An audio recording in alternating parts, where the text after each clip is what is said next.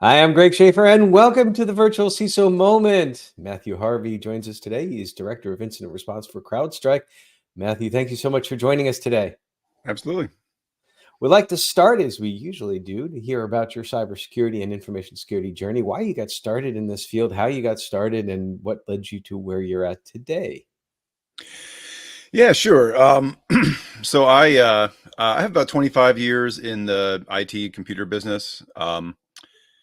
Uh, got started in that back in the late 90s. I always joke with people that back in the late 90s, if you could drive a mouse, you could get a job in IT. That's true. Um, Yeah, it was very easy to get a job in IT back then. yeah, I mean the literal truth. I mean, I was working sort of a temporary job and found that the organization I was working with needed help with computer stuff and networking. So I literally went around the corner to the bookstore and bought a copy of Networking for Dummies. I seriously read it cover to cover that night and came in and just said, okay, well, I can help with this stuff. And that's how I got started in the business, right? So I mean, I didn't have any formal training or education in computers. I had been in the Army as an infantry officer, and my background was in philosophy and classics, my undergrad degree, right? So I had no real no background in the computer business at all. So I mean, I've been in the business for over 25 years now, and about half of that was more as a generalist. In fact, I kind of did a little bit of everything for those first few years, from pulling cable and troubleshooting and fixing hardware, all the way to being a programmer, database administrator, network side stuff, both in the private sector and the government sector. Got into security, and then from there, got out of government into the consulting world, and that's what I've been doing ever since. So you did an awful lot of, you said, general stuff as you were going through, and you mentioned that when you first started, you literally picked up a book and read it the night before to get in. How during the course of your career did you learn these new skills? Did you continue the pick up a book and self learn? Did you do courses? What was your um, what was your success methodology? Mostly getting into the right places and learning from people on the job. I mean, it's if you're in the right kind of place, you can learn stuff from people on the job. That's not Mhm. if you're in a small practice or a solo practitioner as like a vCISO kind of in a vCISO kind of role. That's obviously not the way, right? The whole idea is you're the expert and you're bringing in your expertise. But I've spent a lot of time at larger consulting firms and other places in the industry where you're surrounded by really, really smart people. So I've been in organizations where you're surrounded by really smart people who, every day you're amazed at the stuff they're doing, and then other places where I'm kind of expected to be the smart guy. Mhm. But I find if you stay there too long, you really have to be very disciplined in finding external ways of keeping fresh and learning things, whether it's through networking, books. I did eventually do a master's degree at University of Maryland.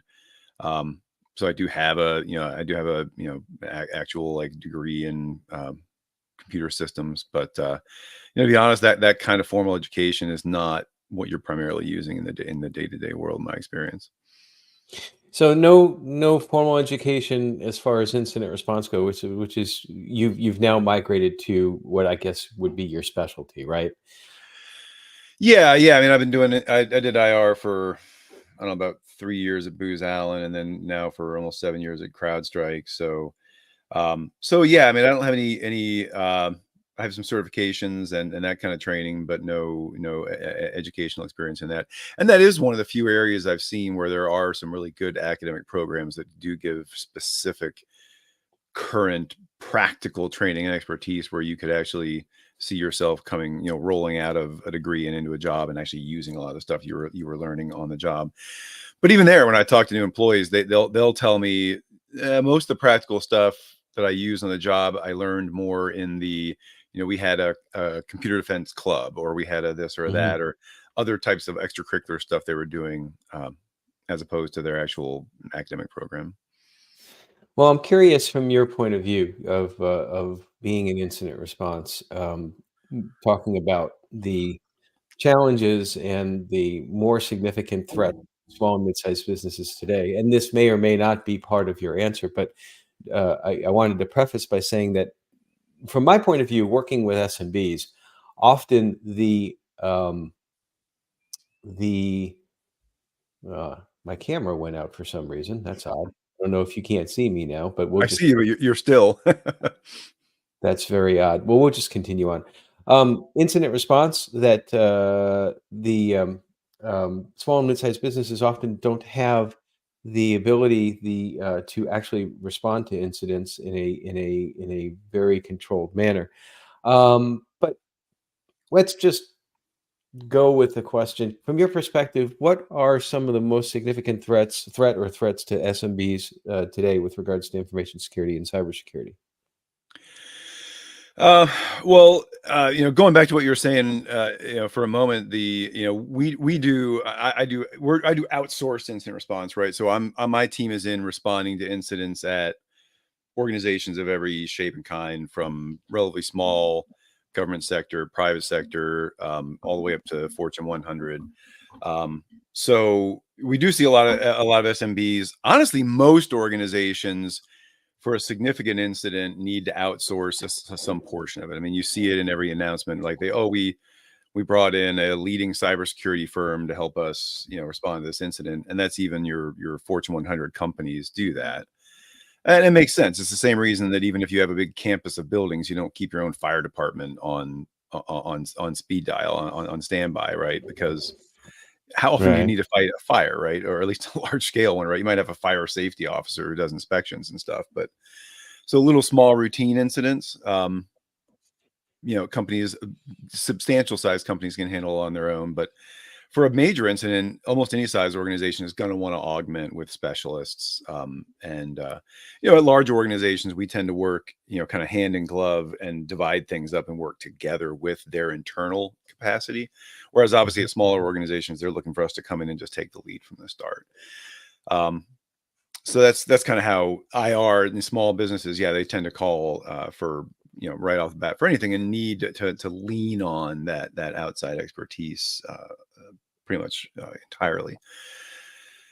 As far as threats to SMBs, the big things we see, the big trends that I see going on are a couple things. Number one, newer organizations that didn't already have an IT infrastructure 10 years ago, any organization that's new within the last 10 to 15 years, most of them will not have a whole lot of actual assets. Everything's in the cloud.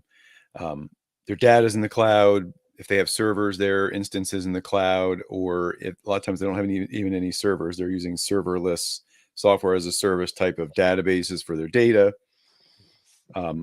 All that kind of adoption, right? It's all virtualized. So the real fulcrum of modern attacks that we see on SMBs is identity, right? I mean, identity has always been obviously crucial. Identity, credentials, passwords, authentication has always been crucial in attacks. But more and more these days, that's just the fulcrum, right? Everything comes down to managing identity and attacks on identity.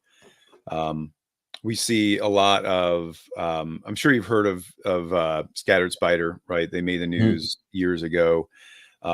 And I've spent a lot of time fighting those guys the last few years. They really brought back, to a large extent, the really heavy reliance on social engineering of help desks. So you would see things like someone calling in and trying to get a user password reset, trying to get someone on the help desk or some other part of the company to run or install a remote assistance application like AnyDesk or Go to My PC, something like that, so they can gain remote control that way.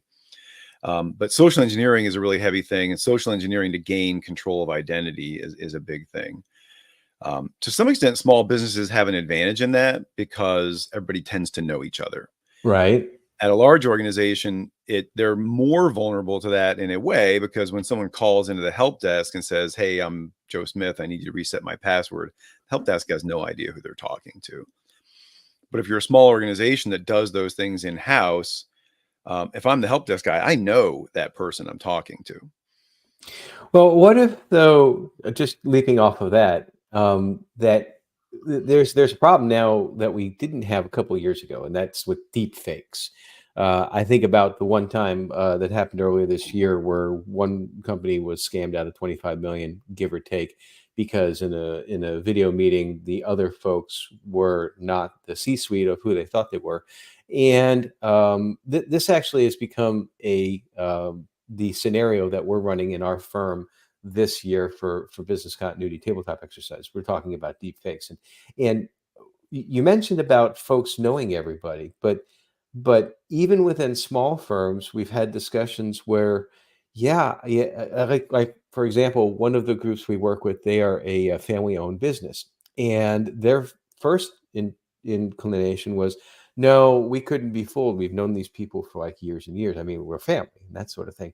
But after they started to think about it, that they realized, well, maybe we should put in some controls or some additional processes.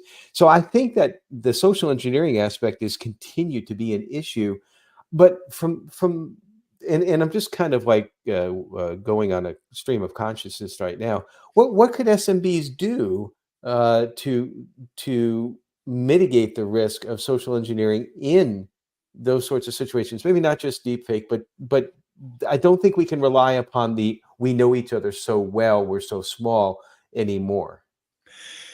Yeah, I mean, there's a number of things that you can do. The danger, kind of like you're suggesting to the whole we all know each other, is that a lot of organizations will rely on that. Hmm. And therefore they don't have any kind of formal process, because they're like, well, it's just Joe calling for his password to be reset. And they just think of it that way. And so they don't have a process. So even if you know the people, you still need a process. The process may be something like looping in a third party, right? If the person has lost all their authentication and need to start from scratch, if you have the ability for people to do that in person, and in person is the best. On a video call is the second best.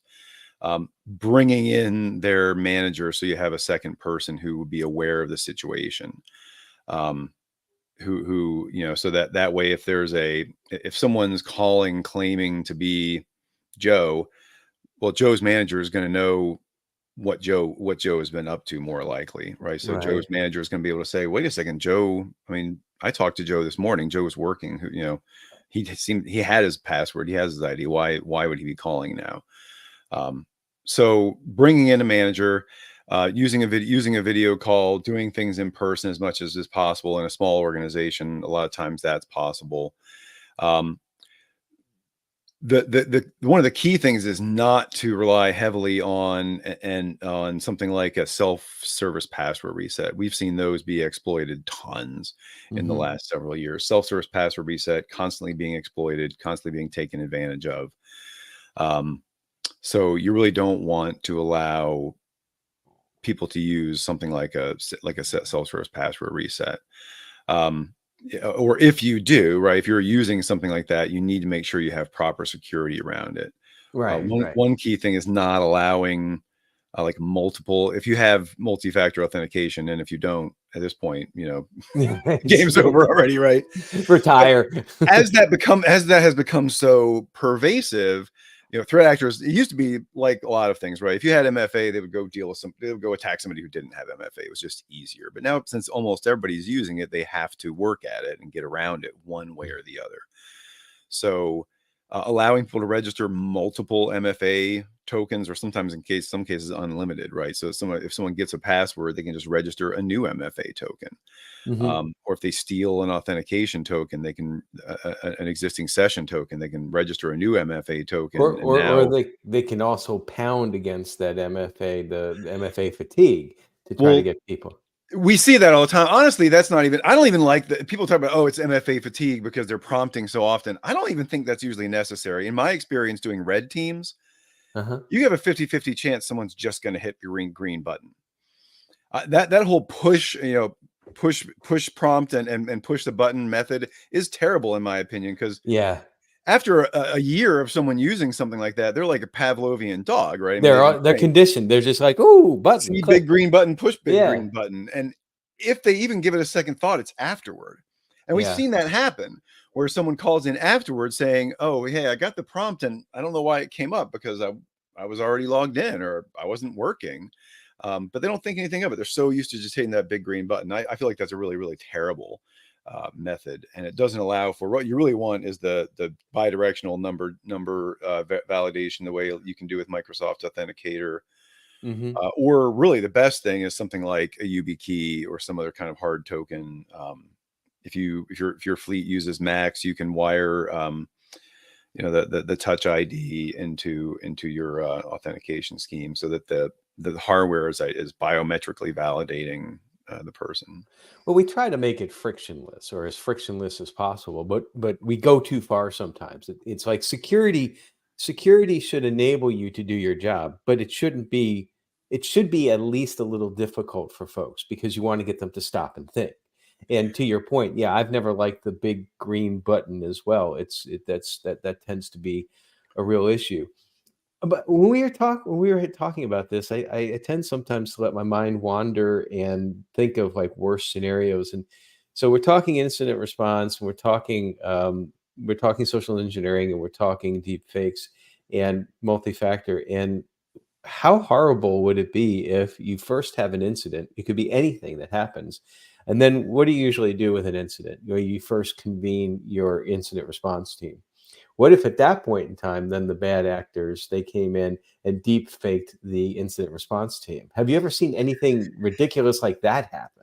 I've not seen exactly that, but I've definitely seen threat actors that were reading your mail.